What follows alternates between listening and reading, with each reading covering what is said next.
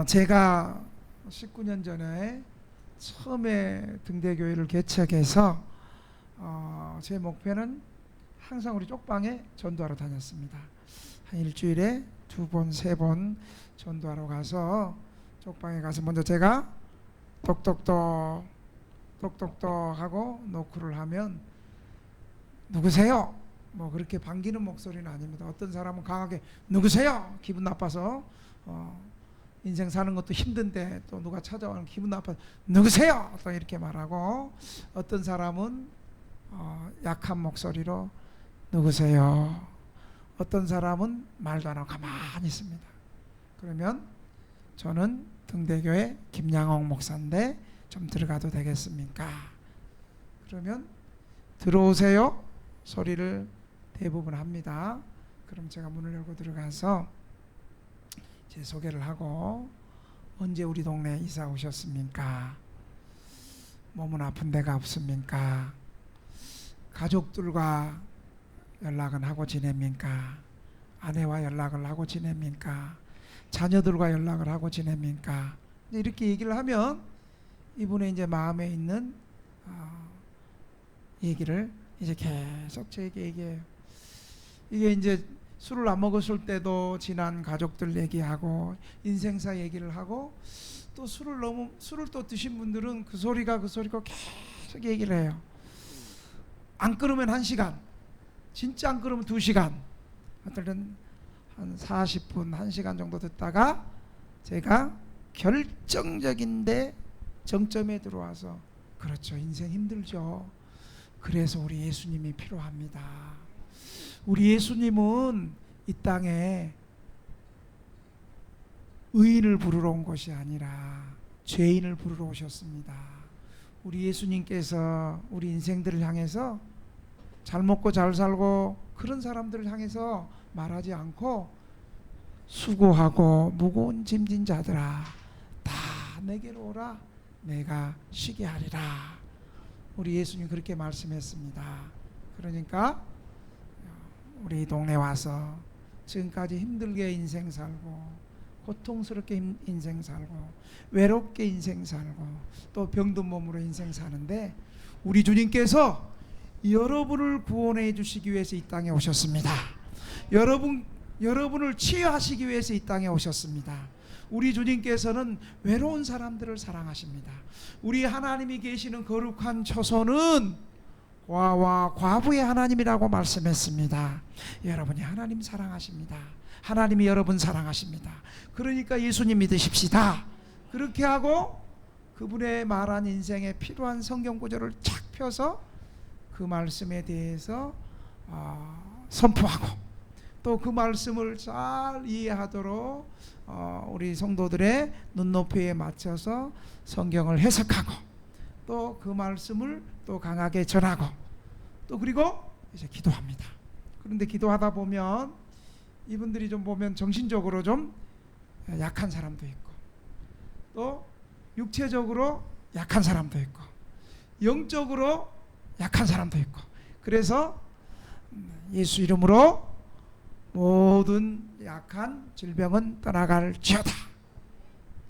또 이 사람 배후에 있는 이 사람을, 이 분을 혼미케 하는 모든 더럽고 악한 흑암의 세력은 떠나갈지어다. 그렇게 해서 간절히 기도를 하고 나면 저는 이제 그렇게 느껴요. 뭐 다 그런 건 제가 맞는 건지 틀린 건지 모르겠지만, 특별히 좀 영적으로 약하고 정신적으로 연약하고 배후에 악한 영들이 있는 사람들은 보면, 이게 이 악한 것이들이 나갈 때 나한테 한번 쑥 들어왔다가 나가는 것 같아요. 그러면서 머리가 띵하고, 그러면서 이제 머리가 시원하고, 제가 그러면서 일어나면 다리가 약간 휘청거리다. 뭐 좀 건강하신 분은 괜찮은데, 좀 그런 분들은 그런 집을 1집, 2집, 3집까지 하면 한 집당 한 1시간에서 길면 한 1시간 반. 그렇게 하면 아침에 가면 한 점심 먹고, 2집 하면 오전이 끝나고, 그리고 오후에 1집 가고, 이러면 굉장히 몸이 피곤해요. 그러면 지금은 목양실이 있고 사무실이 있으니까 사무실에 와서 쉬는데, 그때는 목양실과 사무실이 없으니까 저를 언제든지 가도 반겨줄 수 있는, 지금 천국 가 계시는 우리 김철동 성도님이 계세요. 김철동 성도님 천국 가셨으니까 이름 얘기해. 김철동 성도님 맨 마지막 집으로 가요. 그러면 김철동 성도님 그 집에 가면 딱 가면 거의 문을 똑똑똑, 여러분 김철동 성도님 아시는 분 계세요? 예. 네. 똑똑똑 하면 누구세요? 나 김 목사입니다. 목사님 오셨네. 문을 딱 열면 어때요? 그 문에 너구리를 잡은 것처럼 담배 연기가 가득 차 있고, 그 옆에는 뭐가 있어요? 막걸리 병이 탁 있어요. 목사님 오셨네요. 그러면서 또 창문을 탁 열어주고 이불을 켜고, 목사님 여기 오시라고. 우리 목사님은 술 담배 안 하시니까 제가 빵을 좀 사오겠습니다. 여러분 그때 김철동 선생님이 사온 빵이 카스테라를 사오는 거예요. 내가 어렸을 때 카스테라를 참 좋아하거든요. 지금도 우리 저기서 빵 갖다 주는 거 내가 꼭 잘 먹는 게 카스테라 빵이에요. 그러니까 우리 집사님 그걸 알아가지고 먼저 들어오면 11조 하듯이 저한테 카스테라 빵을, 그것도 또 하나 카스테라 빵을 다, 우리 김철 성도님이 카스테라 빵 하나 하고, 그 다음에 우유를 다 주면서 목사님 이거 드세요. 그리고 목사님 얼마나 피곤하세요. 목사님 여기 좀 쉬세요. 제가 목사님 잘 좀 쉴 수 있도록 제가 동네 한 바퀴 좀 나갔다가 내 담배 한 대 피고 올게요. 그럼 내가 그 술 먹으면 안 돼. 술 먹지 말고 그럼 내 한숨 자고 좀 들어오세요. 그럼 내가 그때 기도해 드릴게. 이제 그렇게 해서 하루 일과가 그렇게 마쳤습니다. 오늘 본문도 예수님을 따라온 많은 사람들이 산으로 다 따라오셨어요. 그래서 예수님께서 산에서 하나님의 말씀을 선포하시고 하나님의 말씀을 가르치시고 이제 산에서 내려오셨어요. 내려오자마자 한 나병 환자가 예수님께 나와가지고, 예수님이 원하시면 나병 문둥병을 고칠 수 있습니다. 그랬더니 예수님께서 그의 믿음을 보시고 내가 원하노니 문둥병은 떠나갈지어다, 내 믿음대로 될지다고 문둥병이 떠나 고쳐주셨어요. 아마 잘은 몰라도 제 생각에 예수님께서 그 문둥병 환자를 치료하실 때 아마 예수님 안에 있는 전능하신 능력이 흘러나갔을 거예요. 그래서 예수님 좀 피곤하셨을 거예요. 그리고 나서 또 가버나움으로 또 가시는데 또 한 백부장이 나와가지고, 예수님 내가 사랑하는 하인이 종이 중풍으로 죽게 되었으니 좀 고쳐주세요. 그래서 예수님께서 또 말씀으로 고쳐주셨어요. 그리고 나서 이제 예수님도 아침부터 기도하시고 복음 전하시고, 복음 전하시다가 또 병든 사람들, 귀신 들린 사람들을 고쳐주고 나니까 예수님도 피곤하셨을 거 아니에요. 그래서 예수님이, 제가 김철동 성도님 집으로 잘 가듯이 예수님 집도 없었어요. 성경은 그러잖아요. 예수님 공중에 새도 거처가 있는데 나는 머리 둘 곳이 없고 거처할 곳이 집이 없다.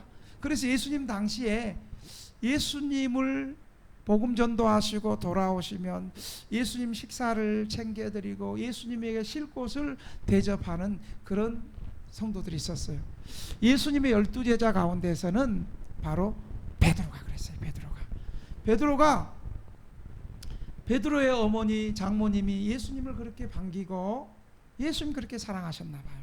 예수님 항상 오시면 예수님 드실 것을 차려드리고 또 예수님이 쉴 곳을 준비해 주셨던 이것이 바로 베드로의 장모님이었어요. 그래서 이제 예수님도 피곤하셔가지고 베드로의 장모님 집으로 딱 쉬러 가셨어요. 그런데 베드로의 장모님이 열병이 심해가지고 누워있는 거예요. 여러분 열병 아세요? 열병? 우리나라 1900, 오늘 의사 선생님이 안 계시니까 그냥 자신 있게 얘기를 하겠는데요. 우리나라 1970년대 80년대 초에도요, 이 감기 걸리고 열병이 오면 이 치료제가 없었어요. 그때 어떻게 고쳤냐면, 어린아이가 열병이 심하다 그러면 욕조에다가 얼음 팍 집어라고 애를 팍 당겨가지고 그렇게 열병 고쳤다고 그러더라고요. 의료진들이 그 얘기를 하더라고요.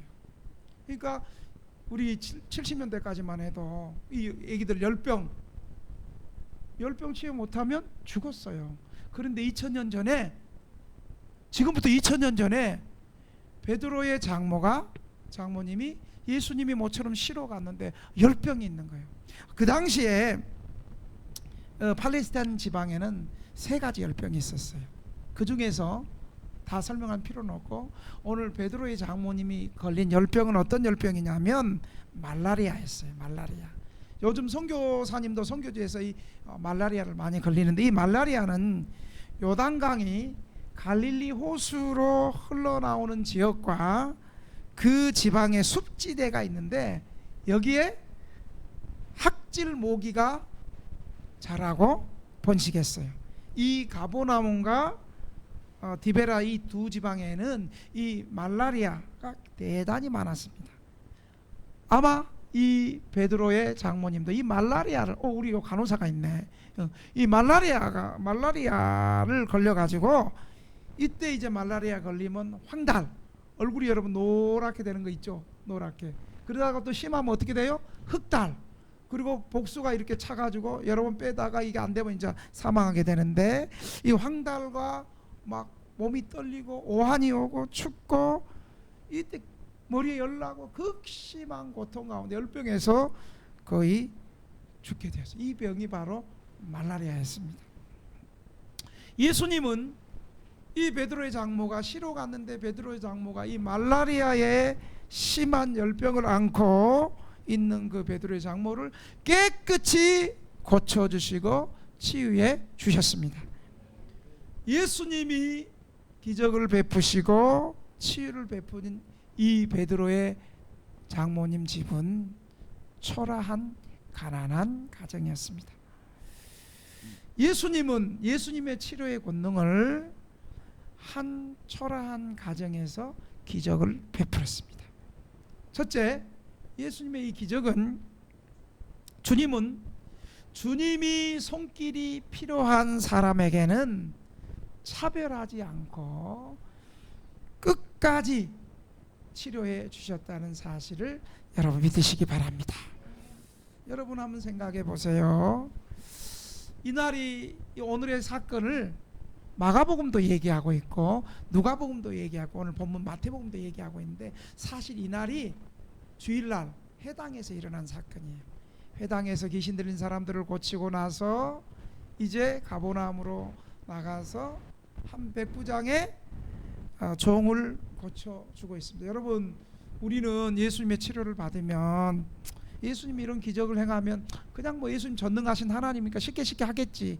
물론 전능하신 하나님과 쉽게 하셨습니다만은, 예수님도 이 땅에 오실 때 우리하고 똑같은 육신의 몸을 입었기 때문에 예수님께서 기적을 행할 때마다 예수님에게는 희생을 요구하는 일이었습니다. 한 사람 한 사람 그 사람을 고칠 때마다 예수님 안에 있는 능력이 예수님께 나왔으므로 예수님은 대단히 피곤한 상태였을 것입니다. 그래서 오늘 본문은 평소에도 가깝고 허물이 없고 그냥 언제든지 좀 쉬어도 되는 편안한 그런 좋은 관계에 있는 베드로의 집에 쉬려고 예수님이 베드로의 집으로 방문한 거였어요. 그런데 예수님이 쉬러 갔는데 들어가자마자 베드로의 장모가 열병에서 신음하고 죽어가는 것을 본 거예요. 또 다른 병자가 있는 거예요. 여러분, 예수님이 지금 베드로의 장모님 그 개인 오두막에 거기서 치료하고 기적을 행한다고 해서 그 기적을 바라고 우와 예수님 할렐루야 놀라고 감탄하고 예수님을 찬양하고 예수님의 이 놀라운 역사를 소문내줄 선전해줄 대중이 하나도 없었어요. 여기는 예수님이 기적을 일으켜도 알아주지도 않는 소박한 오두막 한 채와 베드로의 장모, 그리고 마가복음에 보니까 야고보, 요한, 베드로의 세 제자 베드로를 포함해서 소수의 사람들이 있었습니다. 아무도 알아주지 않는 사람이 없는 그곳에서, 그리고 예수님 피곤한 육신을 가지고서 지친 상태에서 예수께서는 자신의 능력을 나타냈습니다.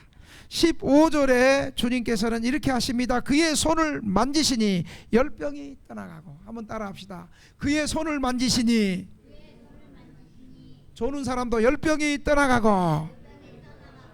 예수님께서 베드로의 장모의 손을, 열병에 있는 사람의 손을 만지자마자 열병이 떠나가고 예수님의 치료의 능력이 나타난 거예요.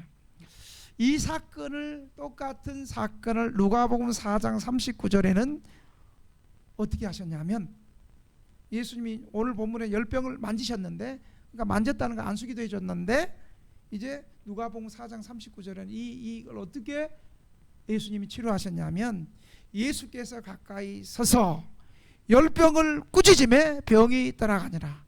맨 앞에서 조는 것들은 졸음은 떠나갈지어다. 이렇게 예수님께서 맨 앞에 서서 그 열병에 신음하는 베드로 장모를 향해서 열병을 꾸짖었다는 거예요. 열병을 꾸짖었다. 그러니까 누가복음에서는 병이 떠나갔다. 여러분, 감각이 없는 질병까지라도 꾸짖어 떨어뜨리는 것은 인간의 힘으로 할 수 있는 일이 아니고 오직 말씀으로 만물을 다스리시는 하나님께만 하실 수 있는 일입니다. 예수님이 이 치료의 행동은 예수님 자신이 하나님이시라는 걸 나타내는 거예요. 예수님의 이 치료는 아무리 피곤한 상태에서도 주님의 손길이 필요한 사람들은 다 치료해 줬어요. 우리는 어때요? 막 피곤하고 목사님 상담해요. 피곤해서 안 되면 상담 다음에 합시다. 또 예배 한 30분 전에 막 상담, 예배 끝나고 합시다. 저는 그러거든요. 다 못해요. 내 몸이 할 수 있는 데까지 하고 예배 시간 촉박해서 하는 것도 안 되고, 이렇게 인간 김양홍 목사는 제안을 해요. 그러나 우리 예수님은 아무리 피곤한 상태에서도 치유받기를 원하고, 문제가 있는 사람들을 예수님은 마다하지 아니하시고 다 치료해 주셨다는 사실을 믿으시기 바랍니다. 예수님은 자신에게 도움을 구하는 사람들의 소원을 성가시게 생각하지 않고, 귀찮게 생각하지 않고, 고통스럽게 생각하지 않았다는 것을 여러분 믿으시기 바랍니다. 여러분, 오늘 16절에도 보면 예수님께서 베드로 장모님을 고쳤다는 소문이 또 들리고 예수님 그곳에 계신다는 소식을 듣고 저녁에 많은 사람들이, 귀신 들린 사람들을 데리고 와서, 또 여러 가지 병든 사람을 데리고 와서 예수님의 치료를 다 받고 귀신들이 떠나가고 병든 사람들이 고쳐지는 놀라운 역사가 있었다는 사실을 여러분 기억하시길 바랍니다. 우리가 금요일 밤 12시면 그 11시 반이면 교회에서 출발해서 동대문 역사에 있는 노숙하는 사람들에게 먼저 예배 드리고 찬양하고 예배 드리고 말씀 전하고, 그 다음에 예배가 끝나면 우리가 밥하고 라면하고 김치하고 커피하고 빵하고 물하고 뭐 이런 것들을 가지고 가서 저녁에 급식을 합니다. 급식을 다 끝나고 나는데 우리 성도 한 분이, 목사님 예배 참석하지 않고 저기 누워있는 분께서 계단에 넘어져 가지고 허리를 다쳐서 아프다 그래요. 그래서 이제 제가 그 소리를 듣고 또 갔어요. 기도 좀 해달라고. 그래서 기도해 주러 갔어요. 그래서 기도해 주러 가서 그 형제 뜩 얼굴을 봤더니, 목사님 저 모르시겠어요. 저는 사실 제 기억이 잘 안 나는데 저 몇 년 전에 우리 교회 한번 쉼터 들어왔던 아무개예요. 왜 그러냐 그랬더니 넘어졌다는 거예요. 그래서 한번 기도합시다 하고 안수하고 허리 쪽에 대해서 내가 나사렛 예수 이름으로 명하노니 뼈와 신경과 모든 약한 것들은 예수 이름으로 깨끗하게 강해질지어다, 치료될지어다, 고쳐질지어다. 그랬더니 그분이 평소에는 아멘 하는 사람이 아닌데 아멘, 아멘, 아멘 하는 거예요. 그래서 여기서 노숙하지 말고 다시 교회로 들어와라. 그렇게 얘기를 했더니 어제 얼마 안 돼서 점심때쯤 돼서 교회 들어왔어요. 교회 들어와서 보니까 목사님 기도받고 통증이 많이 줄어들어서 다시 왔다는 거예요. 그러냐고, 잘 왔다고. 그러면 기도도 했지만 한번 정형외과 가서 치료 한번 하자고. 그래서 우리 교인들을 통해서 정형외과 같이 보내서 지금도 많이 좋아지고 있다는 소리를 들었습니다. 두 번째로 여러분 오늘 특별히 본문에서 기억할 것은 치료받은 이 여인의 모습을 좀 봐야 돼요. 여러분 15절 한번 볼까요? 15절 시작. 그의 손을 만지시니 열병이 떠나고 여인이 일어나서 예수께 수종들더라. 한번 따라 합시다. 여인이 일어나서 예수께 수종들더라. 여러분 금방 죽어갈 것 같은 이 베드로의 장모가 예수님 기도받고 벌떡 일어나가지고 고침을 받았어요. 그래가지고 막 들떠서 고침 받았습니다, 치유 받았습니다, 할렐루야, 뭐 야단법석을 떤 것이 아닙니다. 그냥 조용히 앉아서 예수님은 예수님이 해야 될 일을 하셨고, 예수님이 해야 될 일이 뭐예요? 아픈 사람 치료해줬고, 이분은 해야 될 일이 뭐예요? 치유됐으니까 감사해서 예수님을 수종드는 거예요. 다 각자 할 일이 있어요. 예수님은 예수님이 하실 일을 하고 우리는 우리의 할 일을 하고. 할렐루야. 여러분 성경에 보면 예수님께 치료받은 사람들 너무너무 많아요. 그런데 그 치료받은 사람들이 이 여인처럼 묵묵히 일어나서 예수님 수종 들고 예수님을 위해서 헌신하고 다른 사람을 섬겼고 그런 사람 많지 않아요. 그래서 오늘 이 본문은 예수님께 치료받자마자 그가 겸손하게 예수님을 수종든 사건을 지금 우리 성도들에게, 우리 믿는 사람들에게 고침받은 이후에 제자도의 모습이 무엇인가, 신자가 어떻게 살아가야 되는가를 오늘 본문은 보여주고 있는 거예요. 치유받자마자 그가 예수님을 수종들었어요. 여러분 성경에 보면, 복음서에 보면 치유받은 사람들이 많이 나와요. 예수님 앞에 치료받고 은혜 받은 사람들이 많이 나와요. 여러분 잘 아던 10명의 문둥병자가 다 치료를 받았어요. 그런데 9명의 문둥병자는 그냥 지나가 버리고 1명의 사마리아 문둥병 치료받은 환자가 예수님 앞에 무릎 꿇고 나타나서 예수님 앞에 살아야하고 감사했어요. 그때 예수님께서 물어요. 10명 치료받았는데 9명은 어디 갔느냐? 9명은 어디 갔느냐? 이렇게 묻는 거예요. 예수님께 고침받은 사람들은 고침받은 사실이 너무너무 좋아서 그냥 자신의 갈 길로 가버린 경우가 성경은 많이 있습니다. 그러나 오늘 베드로의 장모는 그렇지 않았습니다. 이 여인은 주님의 은혜로 고침을 받고 나서 오늘 15절은 여인이 일어나서 예수께 수종들더라. 예수께서 이 여인을 낫게 하자마자 이 여인은 예수님과 다른 사람들에게 필요한 것을 수종드는 일로 분주하게 되었습니다. 저녁에 많은 사람들이, 귀신 들린 사람들 데리고 오고 많은 병든 사람들 데리고 올 때면 그 사람들 다 도와줬다는 거예요. 여러분 이 사건을 마가복음 1장 31절에는 뭐라고 얘기하고 있냐면, 낳자마자 제자들, 다른 사람들을 수종들었다 그래요. 낳자마자 야고보도 왔었고 요한도 왔었고 이 베드로와 요한과 야고보 다른 제자들을 수종들었다는 거예요. 이 여인은 분명히 예수님께서 자기를 구원해 주시고, 여러분 성경에서 예수님께서 병든 사람 치료해 줬다고 얘기할 때는 그 병만 치료해 주신 것이 아니라 그들의 영혼도 치료했다는 것을 얘기하고 있어요. 이 여인은 분명히 자신이 예수님의 능력으로 치료받은 다음에 자신은 내가 구원받은 것은 주님의 은혜로 구원받고 치료받았으니까 이제 나는 이 받은 은혜를 다른 사람들의 구원을 위해서 나는 봉사하겠다, 이런 자세로 쓴 거예요. 이 여인의 유일한 소망은 자신이 새롭게 회복된 건강을 예수님과 이웃을 위해서 쓰려고 분주하게 일어나서 수종 들었다는 사실을 믿으시기 바랍니다.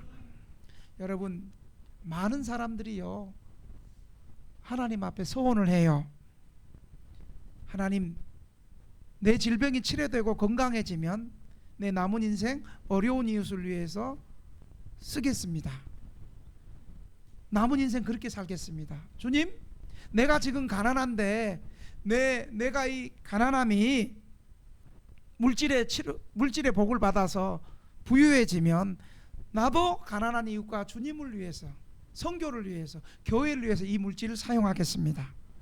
또 어떤 사람은 너무 가난해서 처지가 딱한 사람이, 주님, 나를 높은 자리에 올려주시면, 내게 높은 권세를 주시고 높은 자리에 주님 세워주시면 내가 내 직업을 통해서, 주님이 주신 이 축복을 통해서 하나님의 영광을 위해서 살겠습니다.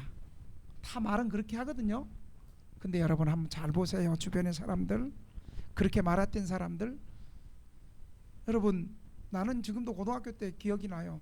우리 고등학교 때 서울대 법대 수석으로 입학하는 사람들이 늘 입에 대놓고 하는 말이 있었어요. 내가 서울대 수석으로 법대 갔는데 내가 법조인이 되면 참 가난하고 힘없고 약한 사람들을 위해서 내 올바른 법조인이 되겠다. 뭐 돈 앞에, 권력 앞에 눈치 보지 않고 정말 가난하고 약하고 병든 사람들을 위한 변호하고 판결하는 그런 법조인이 되겠다. 여러분, 내 고등학교 때부터 늘 인터뷰가 그랬어, 지금까지. 그런데 우리 사회가 그렇지 않잖아요. 여러분, 막상 건강이 회복되고 물질이 풍성해지고 높은 지위의 자리에 올라가며 언제 그랬듯이 다 잊고 그냥 살아갑니다. 여러분, 제 목회에서도요, 크고 작은 병들이 많이 남아, 특별히 암병, 말기 환자들, 암병이 3사람 나왔어요. 여러분, 암병 한 사람 고치기도 쉽지 않은 거잖아요. 3사람이 고침받았는데 그 중에서 딱 한 사람만이 진실하게 신앙생활하고 자신의 건강을 위해서, 이웃을 위해서, 가난한 이웃을 위해서, 병든 이웃을 위해서 사용하고 물질을 섬기고, 딱 한 사람 있지, 나머지 2사람은 바람과 함께 사라져버렸어요. 오늘 이 여인은 주님, 내 질병을 고쳐주시면 주님을 위해 살겠습니다 라고 소원하거나 큰소리치거나 혼장담하지 않았어요. 여러분, 제가 보니까 대부분 큰소리치는 사람들이 있죠. 말이 앞서는 사람이 있죠. 이런 사람들이 끝까지 안 하더라고요. 그러나 이 여인은 호언장담하거나 큰소리치거나 소원하지 않았습니다마는 주님께로 받은 치유함을 받은 즉시 바로 주님께 수종 들고 다른 사람을 섬기는 것을 볼 수 있습니다. 이것이 바른 은혜예요. 제대로 은혜 받으면 이런 모습이 나타나는 거예요. 은혜가 어설프고 믿음이 어설프면 소리만 커. 교회에서도 소리 큰 사람들이 피곤해. 어느 공동체든 그냥 소리만 커. 여러분, 이 여인이 주님께 수종드렸다는 것은 제자의 길을 걸었다는 거예요. 제자도가 무엇인가를 가르쳐 주는 거예요. 믿음의 길이, 진정한 믿음의 길이 무엇인가를 말해주고 있습니다. 엊그제도 우리 여기 흥은집문 앞에 갔어요. 전도하러. 그랬더니 어떤 사람이 나를 막 손을 붙잡고, 목사님, 나 손을 붙잡는 거예요. 나는 모르겠어요, 누군지. 목사님은 제가 가장 힘들고 어려울 때 등대교회에서 목사님 저를 도와주셨습니다. 저는 평생 잊지 못하고 있습니다. 그러면서 옆에 술 먹고 있는 거야. 아니 그러면 교회 나와야지. 바로 평생 못 있겠고 못 있는 등대교와 김양옥 목사를 못 있겠다 그러면 바로 10m만 가면 이 등대교인데 왜 교회는 안 나오세요? 그랬더니 아무 말도 못하고 그러고 있는. 나는 기억이 안 나요. 자기는 구체적으로 몇 년 전에 언제. 여러분 진짜 은혜 받았으면요, 진짜 주님 만났으면요, 끝까지 주님께 붙어 있고요, 진짜 은혜 받았으면요, 주님의 제자도를 끝까지 따라가는 사람이 진짜 은혜 받은 사람인 줄 믿으시기 바랍니다. 오늘 성경은요, 예수님의 치료의 기적을 여러 명 소개하고 있어요. 문둥병자 치료받고, 문둥병자도 주님의 권위를 인정했어요. 그리고 백부장의 하인도 치료받고 주님의 권위를 인정했어요. 그런데 오늘 베드로의 장모는 더 나아가서 주님의 권위를 인정할 뿐만 아니라 받은 은혜에 감사해서 주님의 제자도, 섬김의 헌신, 참된 믿음의 봉사가 무엇인가를 우리에게 보여주는 거예요. 믿을 만한 전승에 의하면, 성경은 아닙니다. 그러나 전승도 믿을 만한 전승에 의하면 베드로의 장모님은 이후로 베드로와 함께 전도자로서 평생을 살았다고 문헌은 전해지고 있습니다. 여러분, 은혜 받았으면 감사하고 믿음으로 살아야 합니다. 은혜를 감사하면, 그 은혜를 갚는 삶을 살면 그걸로 끝나는 것이 아니고 하나님께서 더 큰 은혜를 주신다는 사실을 믿으시기 바랍니다. 그리스도의 몸된 교회를 수종드는 자로 여러분 평생 살아갑시다. 그러면 하나님께서 더 큰 은혜를 주시고 우리에게 건강도 주시고 물질도 주시고 사람도 붙여주시는 축복이 있음을 믿으시기 바랍니다. 여러분, 옛날에 한국교회가 부흥하고 성장할 때는 어떤 일이 있었는지 아세요? 우리는 교회 청소 좀 하세요. 그러면 허리가 아파서요. 또 요즘 청소 좀 같이 합시다. 무릎이 아파서요. 다 그럴 만한 이유를, 안 되는 이유만은 하거든요. 그런데요, 옛날에 권사님들은 어쨌는지 아세요? 믿음 종은 허리 아파도 강대상 청소하고, 목사님도 허리 아프니까 내 청소할게요. 왜 허리 아픈데 하지 마세요. 아니에요, 허리 아픈데 청소하면 하나님이 치료해 주시고 건강 주세요. 아멘을 왜 불쌍하게, 사실이요. 그래서 옛날에 믿음 좋은 권사님들, 집사님들은, 장로님들은 보면 아파도 부지런히 나와서 무식하게 교회 청소하고 저래도 되나 할 정도로 교회 섬겼을 때요, 그들이 복을 다 받았어요. 건강의 복을 받고요. 아멘을 이렇게 안 하니까 우리가 건강의 복이 없는 거예요. 건강의 복을 받고요, 물질의 복을 받고요, 치료의 복을 받고요. 그렇게 되었다는 거예요. 여러분, 치료 받았으면 감사하고, 은혜 받았으면 은혜 받은 것을 다 마음에 새기고 기억하는 거예요. 여러분, 추수감사절 절기를 왜 지켜요? 하나님께서 절기를 주시고 6월절 이런 구약의 절기를 주신 목적이 뭐예요? 하나님이 구원해 주신 그 은혜를 잊지 말라는 거예요. 너희는 애굽에서 종되었던 너희를 내가 구원해 준, 해방시켜 준 여호와니라. 이게 바로 십계명 시작하기 전에 출애굽기 20장 1절에 먼저 얘기하는 거예요. 십계명을 주신 목적을 얘기해. 너희 애굽에서 종되었던 너희를 내가 이렇게 구원해 주시고 해방시켜 주셨으니까 너희들은 하나님의 백성으로 합당한 삶을 살아라. 그러면 십계명 주시는 거예요. 여러분, 은혜 받았으면, 우리는 늘 구원의 은혜를 받았고 하나님이 주신 은혜를 받았으면 그 은혜를 늘 감사하고 기억해야 됐어요. 믿음이 약해지고 문제가 생기는 첫 번째, 감사가 없으면 그렇게 돼요.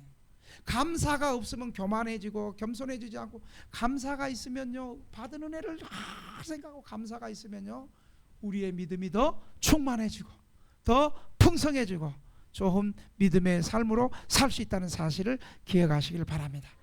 베드로 장모처럼 믿음으로 수종들면 더 큰 은혜가 있다는 사실을 믿으시기 바랍니다. 사랑하는 등대교회 성도 여러분, 오늘 이곳에 우리 주님 앞에 나왔습니다. 혹시 아직까지도 마음을 주님께 드리지 못하고 믿음으로 결단하지 못하고 세상과 신앙 사이에서 기웃기웃거리며 방황하고 있지는 않습니까? 아직도 마음 못 잡고 있습니까? 이 시간 우리 마음을 주님께 드리십시다. 우리 마음의 중심을, 마음의 왕자를, 마음의 보좌를 우리 주님께 드리십시다. 주님께 우리의 마음의 보좌를 드리면 그 주님께서 은혜로운 보좌, 우리 찬양 인도할 때 우리의 병도 주님께 드리면, 우리의 연약함도 주님께 드리고, 우리의 약함도 주님께 드리면 주님께서 좋은 것으로 우리에게 주실 줄 믿으시기 바랍니다. 이제 주님께 나와서 받은 은혜를, 우리 인생의 방황을 청산하고 주님께 수정드는 축복이 있기를 주님의 이름으로 축원합니다. 축원합니다.